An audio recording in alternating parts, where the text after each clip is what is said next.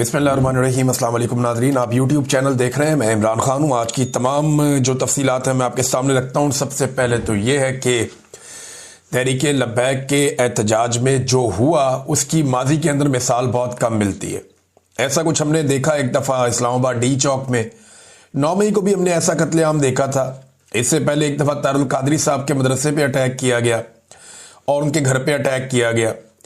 ये जब इस तरह का जुल्म हुआ तो नॉर्मली हमने देखा कि PMLN की हुकूमत है, यानी नून लीग के इक़्तिदार में ये सब कुछ हो जाता है। एस्टेब्लिशमेंट के साथ मिलकर ये कत्लेआम हमेशा कर देते हैं, चाहे वो तारुल कादरी साहब के लोग हों, चाहे पाकिस्तान तहरीके इंसाफ के लोग हों, उनका बार बार कत्लेआम किया गया और अब तहरीके लब्बैक के लोगों का कत्लेआम किया गया।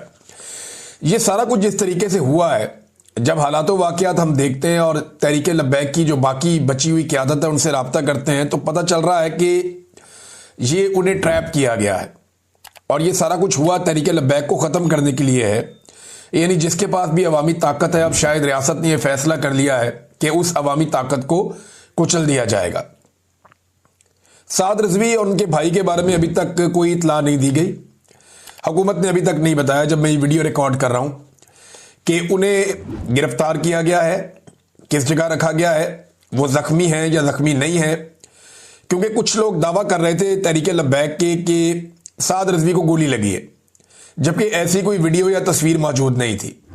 हाँ, एक वीडियो मौजूद थी जिसमें साद रिजवी को गिरते हुए दिखाया जा रहा है कि शायद वो बेहोश हो गए थे। और लेकिन पाकिस्तान तहरीके लब्बैक के जो लोग हैं वो ये दावा कर रहे हैं, तहरीके लब्बैक पाकिस्तान के, कि साद रिजवी को भी गोली लगी, उनका भाई भी जख्मी हुआ है। लेकिन इसकी तस्दीक नहीं हो सकती, क्योंकि दूसरी जानिब कुछ जराए ये भी कह रहे हैं कि वो जख्मी नहीं हुए, बेहोश हो गए थे, लेकिन उन्हें गिरफ्तार कर लिया गया है। कोई 25-30 के करीब लोग पहुंचे थे सिक्योरिटी फोर्सेस के, उन्होंने घेरा डाल के अचानक सुबह के वक्त ऑपरेशन तेज किया था और वहां से जो मरकजी क़यादत है उन्हें गिरफ्तार करके ले गए। जबकि वहां जो मनाजिर हमने देखे उसमें बहुत सारी लाशें नजर आई, गलियों के अंदर लाशें पड़ी हुई हैं। ऐसा दिखाई दे रहा था, लोग उठा उठा कर लेकर जा रहे थे बंदों को। एक के यहां सर पे गोली लगी हुई थी और जिस्मों पे गोलियां लगने के बेशुमार निशान है। लोग CPR दे रहे थे, वहां सड़क के ऊपर लोगों को लटा के कोशिश कर रहे थे पुश करके कि किसी तरह उनका सांस बहाल हो जाए। और ये आवाजें हमने कई दफा सुनी कि मेरा भाई मर गया, ये बंदा भी मर गया, वो बंदा भी मर गया। इस तरह ये बातें लोग कर रहे थे।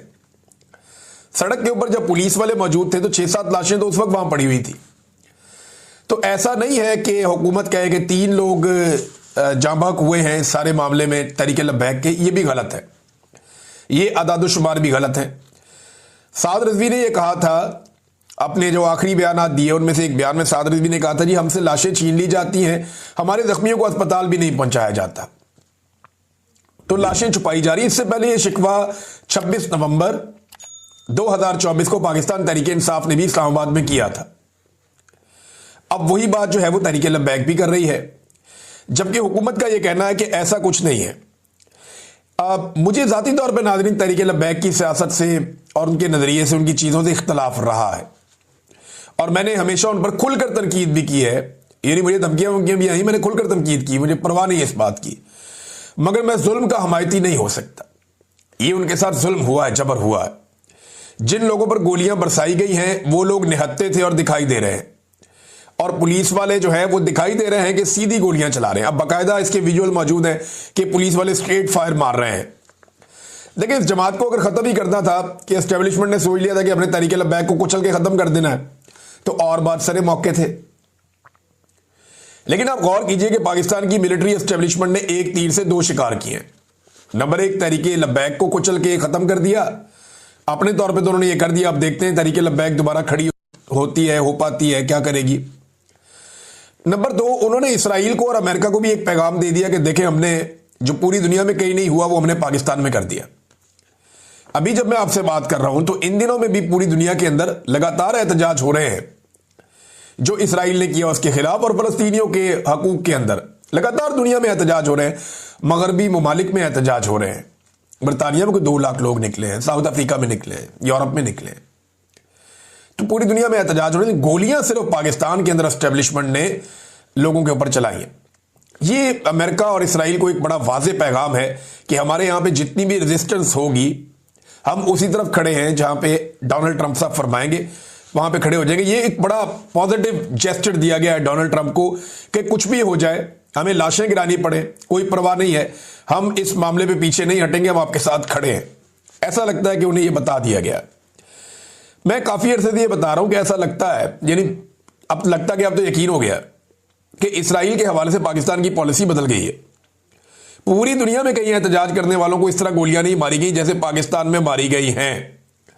अब तहरीक लब्बैक को क्रश करना था तो कभी और भी कर सकते थे, लेकिन इस खास मौके पे उन्हें क्रश किया गया जब वो इसराइल की पॉलिसी के खिलाफ एहतजाज करने निकले थे और वो अक्सा का एक मार्च कर रहे थे और वो ये कह रहे थे कि फलस्तीन और इसराइल का मामला। तो यहां पे ये मानी खेद है कि इस वक्त जब उनके ऊपर अटैक किया गया तो ये पैगाम भी पहुंचाया गया जहां पहुंचाना था।